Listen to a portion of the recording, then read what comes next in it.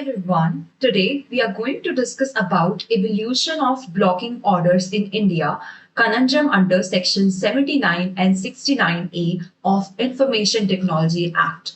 So, first of all, we need to understand why this topic is even relevant for us. Why am I coming up with this discussion altogether? So, lately, there are a bunch of orders being passed by various ministries, especially this article you can see, which is of 2024 itself, wherein DOT has ordered Play Store to take down these two applications from its platform because it is in violation of some licensing requirement of DOT.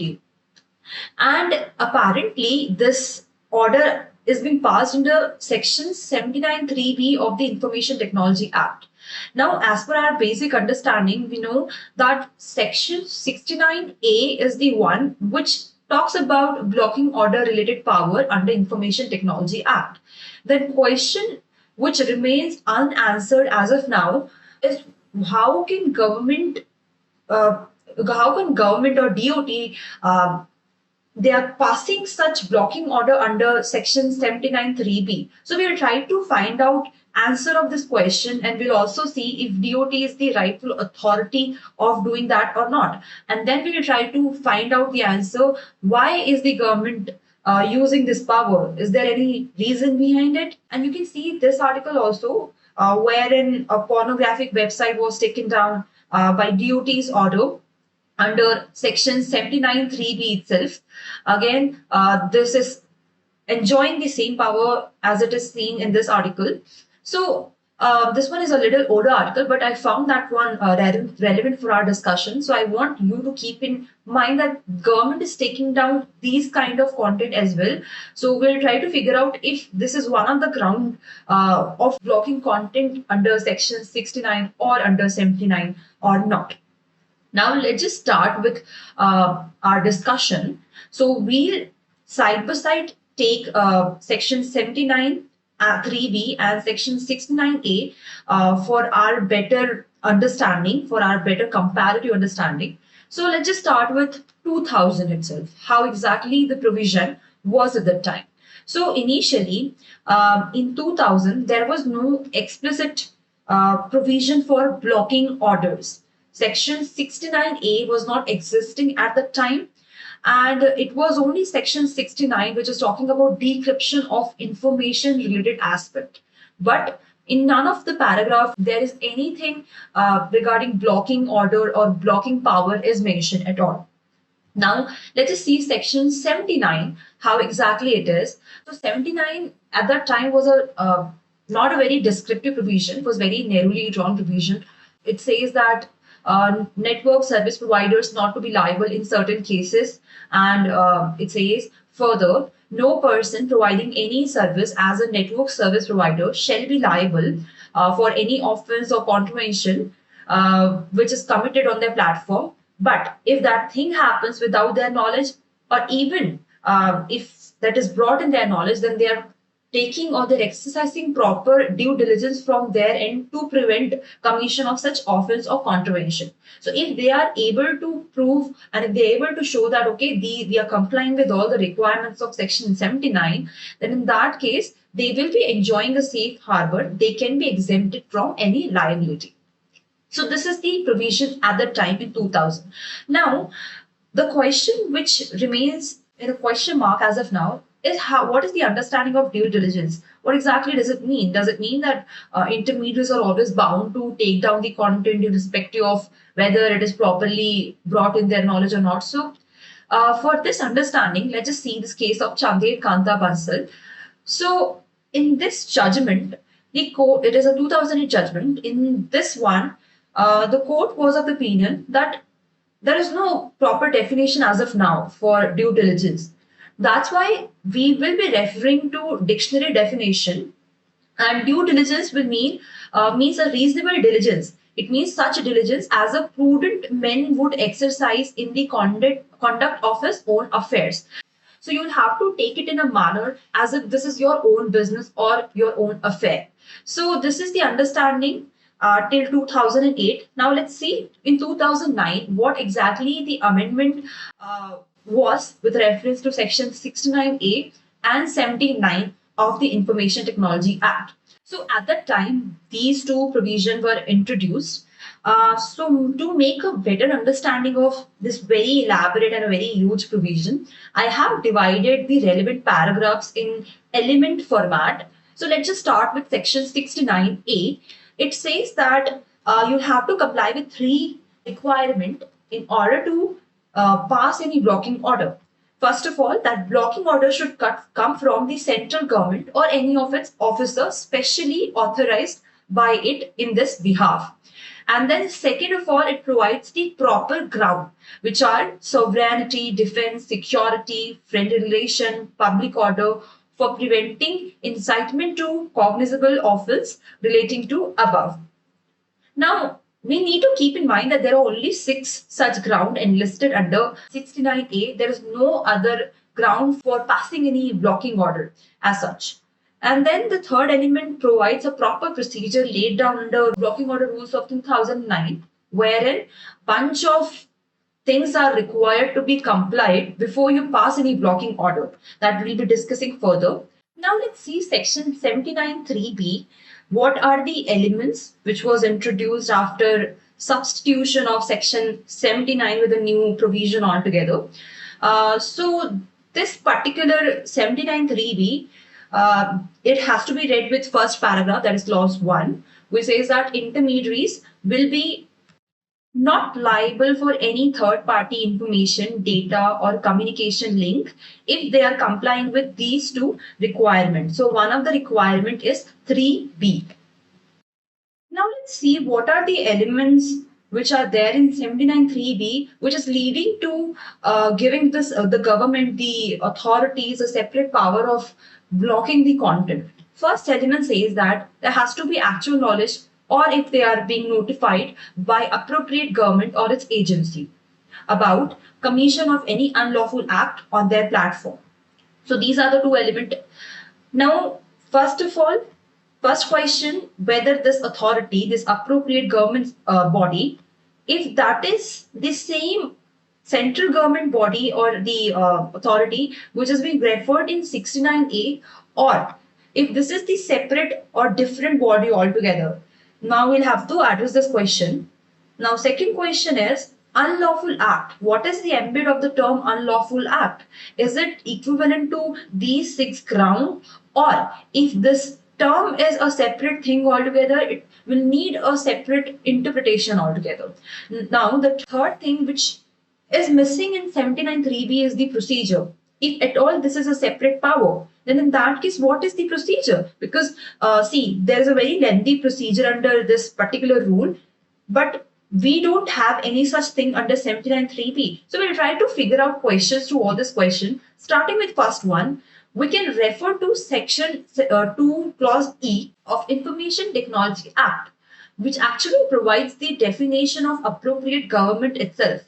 It says that appropriate government means as respects any matter enumerated in list 2 of 7 schedule to the constitution relating to any state law enacted under list 3 of the 7th schedule to the constitution, the state government, and in other cases the central government. So basically it is referring to the state government and the central government as the appropriate government in this particular enactment.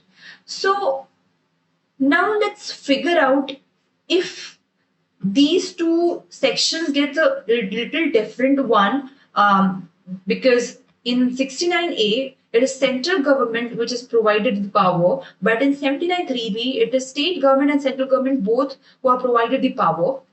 So we'll definitely need to find out answer this question.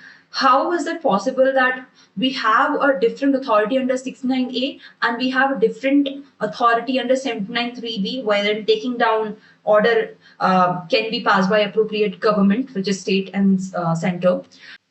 So before we proceed ahead, let's just get clear about the procedure which is there in 2009 rule, because this will be essential for us to understand to make a better sense of the happening which are there in contemporary scenario.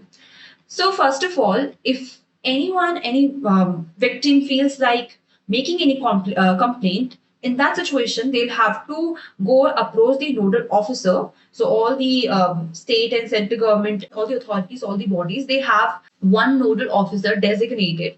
So you'll have to go approach the nodal officer. Then there'll be a request made by nodal officer to the designated officer of MITI. Then the designated officer will send it to committee.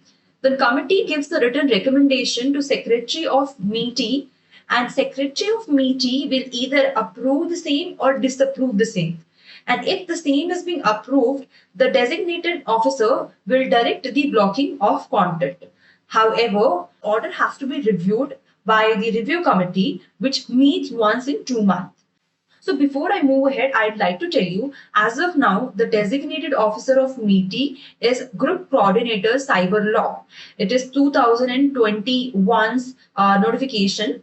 Now let's just see the blocking order procedure for emergency situation also, because it will be essential for us to understand this one aspect, which is also a little lengthier as compared to any other procedure of the law, especially for 79(3)(b), wherein we don't have any procedure laid down properly.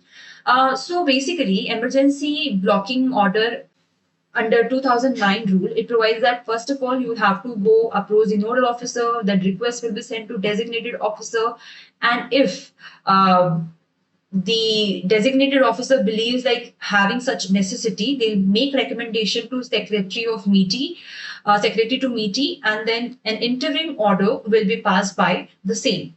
And within 24 hours, they'll have to get a written recommendation from the committee, and then they'll send it to Secretary of MITI, and if he approves or disapproves the same, then in that case, accordingly, actions will be taken. So even though it is emergency situation, it is not a very easier one. It is not an easier decision. Proper check and balance has been taken into consideration while passing blocking order under emergency situation as well.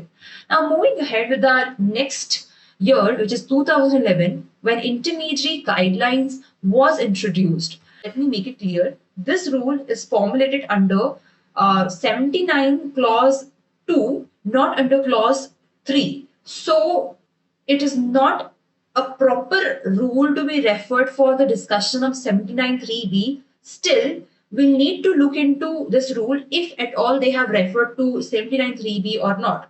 So there's one paragraph wherein there's a relevant discussion, because under the rule there is no reference of 79(3)(b) directly, but this paragraph talks about the power of authority to order disabling of any information which is in violation of subrule 2, which is provided above. Now, subrule 2 is a very elaborate provision where a bunch of activities are involved, bunch of wrongs are there in the list, which is far beyond the scope of the 6 grounds mentioned under 69A and the unlawful act which is mentioned.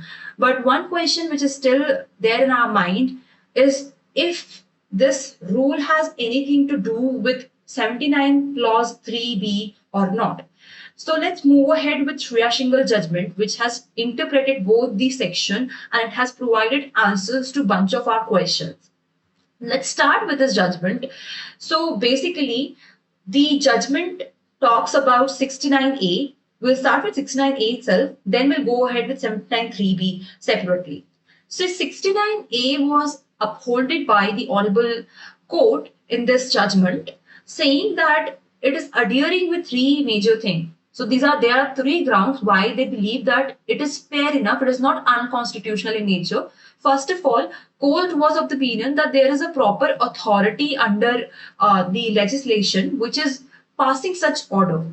And then second of all, there is only some bunch of ground which are provided in the section, and those are also necessary ones, wherein if there is any necessity seen, then only the content will be taken down. And those 6 grounds are not going beyond the scope of Article 19. It is under the ambit of the same. And then third ground is that there is proper procedure provided under it, wherein you'll have to get a recent record for blocking any such content. So it means we have proper procedure, proper grounds, proper reasons behind blocking of the content. That's why it is not unbridled power in hand of government. Thus, the court upholded the particular provision in this case. This is the paragraph wherein the same contention is being discussed further. So you can read if you want to have more understanding in this particular context. Now let's start with 79(3)(b). First of all, the parties in this case, they raise this contention that the term unlawful act goes far beyond the specified subject delineated in Article 19, Clause 2. While discussing this question, court said that first of all, we must appreciate that Section 79 is an exemption provision. Being an exemption provision, it is closely related to the provision which is provided for offences including Section 69A. It means court is opining that we will have to read both the provision together. These are not separate powers altogether. Discussing further, court said that under Section 69A, blocking can take place only by reasoned order after complying with several procedural safeguards, including a hearing to the originator and intermediary. We have also seen there are only two ways in which a blocking order can be passed. One, by designated officer after complying with 2009 rule, other by the designated officer when he has followed an order passed by the competent government. Here the court is clearly mentioning that we have only two power to pass the blocking order. First one by the designated officer who's complying 2009 rule, which is a very lengthy procedure, and then the second power is by the competent court's order. There is no third method of blocking any content. So let's just keep this in mind that we don't have any third procedure, third power, or third role altogether. Moving ahead, the court, while discussing about the term unlawful act, they said that unlawful act beyond what is laid down in Article 19, Clause 2 obviously cannot form any part of Section 79. So with these two caveat, when they say two caveat, the first caveat was about actual knowledge in form of a court order, and then the second caveat was this term unlawful acts embed under Article 19 Clause 2 itself. So while saying so, the court refrained from striking down the Section 79(3)(b). It means, first of all, they'll have to make sure that they are not going beyond Article 19(2). And second of all, they are complying with the procedure of 2009 rules because there is no third method of blocking the content as of now. Now, lastly, I'd like you to see this paragraph wherein court says that Rule 3 sub-rule 4 needs to be read down in the same manner as Section 79(3)(b). It means we can't say that these are also separate ones. So definitely we can read both of the things in similar manner. I mean, this rule can be seen and can be read in the manner as it is being discussed in 79(3)(b) and as it is being interpreted in this judgment. So keeping this in mind, we are now very much clear that the things are not going beyond the scope of 69A, and things are not going beyond the specified ground under Article 19 Clause 2 and anything which is beyond the procedure provided under 2009 rule. Now further, before we move ahead, I'd like you to see this article wherein the dowry calculator, there is this website called as www.dowrycalculator.com. It was ordered to be blocked by the government, saying that it was in violation of the ground of incitement to commission of any cognizable offense relating to above. It means defense, public order, security, the bunch of things under Section 69A. So first of all, how can we presume that making such website will be causing any such wrong? And actually it is very preposterous in nature to say that it will be falling as a ground for blocking the content as it will lead to some cognizable offense. So Does it mean that we have expanded the scope of interpretation of Section 69A? Whether we are incorporating and going beyond what is explicitly mentioned in 69A? So, this is one of the questions which remains unanswered as of now. So, after Shreya Singhal judgment, there is some deviation in the understanding coming into picture, because as per Shreya Singhal, we were clear that 79 and 79 3B and 69A are something which should be read together. These are not separate procedure. It means definitely we were not expecting notifications like this, wherein there is this appropriate government term which is designating NCRB, and it has been lately substituted with this notification where Cybercrime Coordination Center has been designated as the appropriate body for passing any blocking order under Section 79(3)(p). Similarly, there are notifications from Health and Family Welfare Ministry, the government of Tamil Nadu, wherein they have designated Superintendent of Police as the relevant appropriate body to pass blocking order under 79(3)(b). And then we have Information Broadcasting Ministry's order also designating a body as the appropriate body. So, does it mean that the term appropriate government used in 79(3)(b, that's a different body which is laying down a different procedure of blocking the content, taking down the content? So, this is one of the questions which is there in our mind, remains unanswered as of now. So, let's just move ahead in year 2021 when intermediary guidelines was substituted with the Digital Media Ethics Code of 2021. Let's see if we have any understanding coming from this particular rule. So, relevant paragraph is this one, wherein again a little deviation appears to be coming into picture, because in 2011 rule there was no reference to 79(3)(b. However, this particular rule has referred to it even after knowing the fact that this rule has been passed under Z, G and Z. So basically, ZG talks about the 79 clause 2 and Z talks about, that is 87 clause ZG and Z. So Z talks about the power of formulating rules for 69A.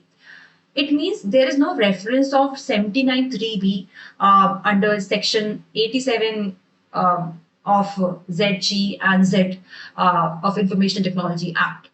The question here is whether this particular rule should be applicable on 79(3)(b or not. So definitely, till now we had a good understanding that no, it is not like that. However, after this rule, there is this paragraph which says that intermediary on whose computer the information is stored, hosted and published upon receiving actual knowledge in form of in court order. So definitely they have incorporated the first element of the judgment, or on being notified by appropriate government or its agency under clause B, subclause 3 of section 79 of the Act.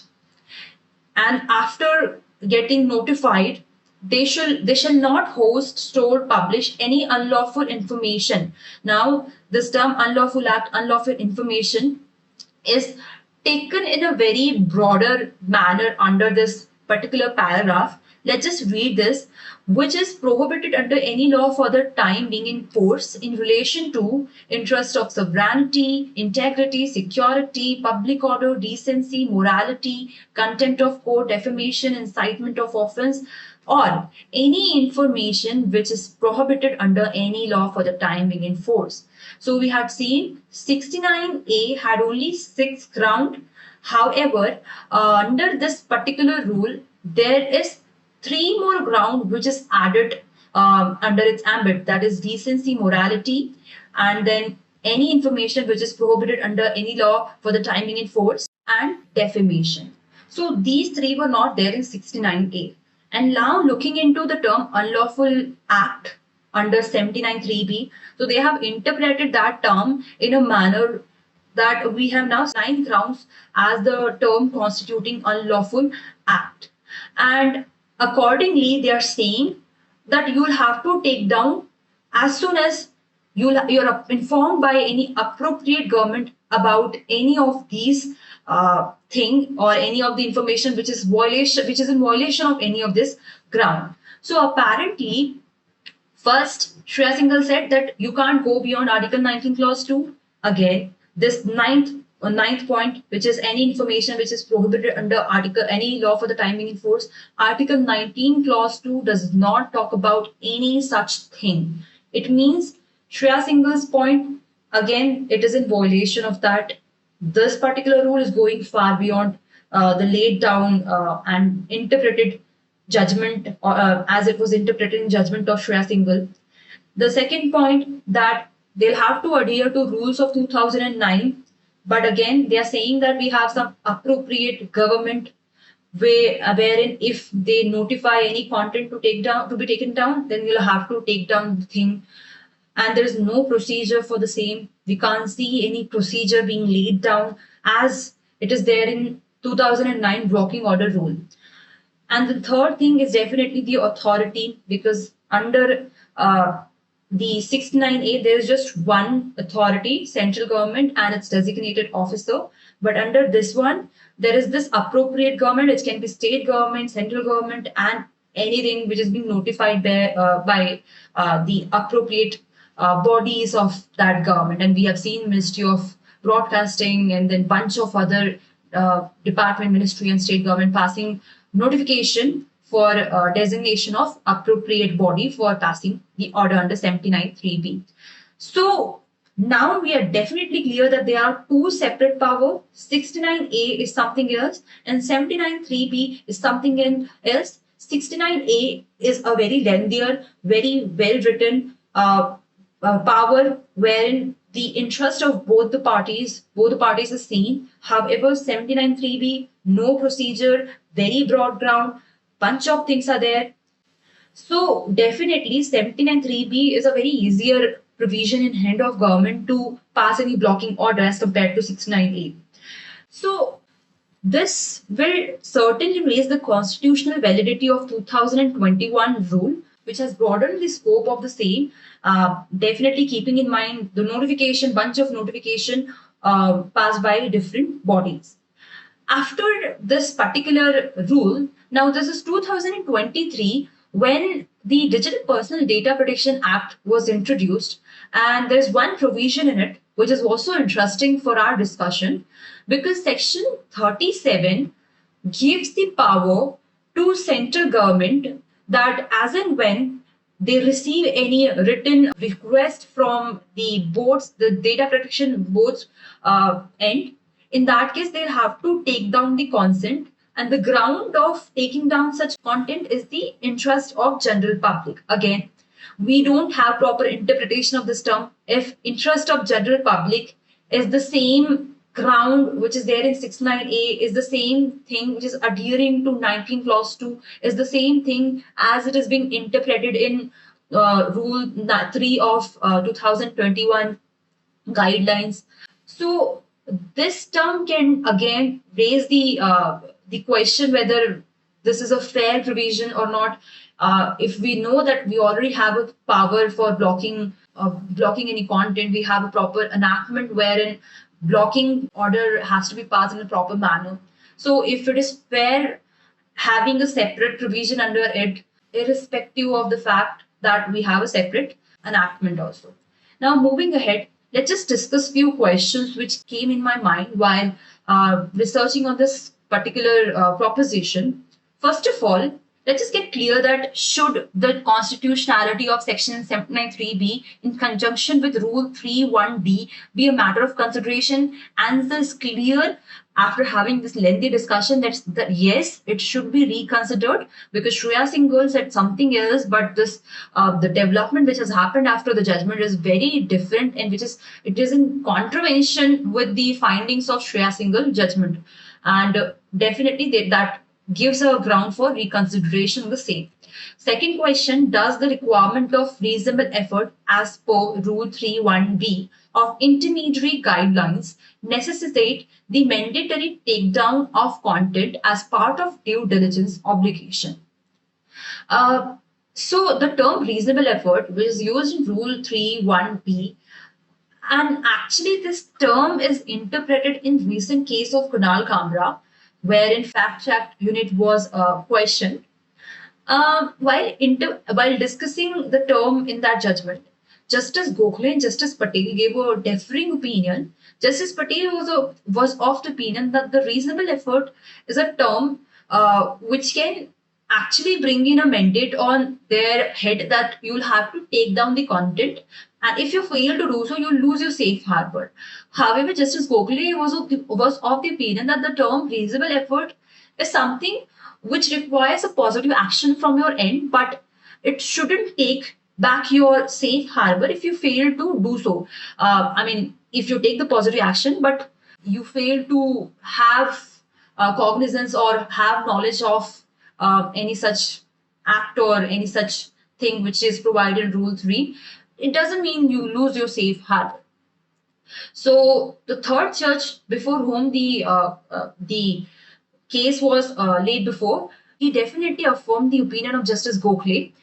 So definitely the gravity appears to be on the side of the reasoning which is provided by Justice Gokhale, wherein it shouldn't take back the safe harbor if you fail to take the content even after having the positive action from your side. It means you'll not lose your safe harbor.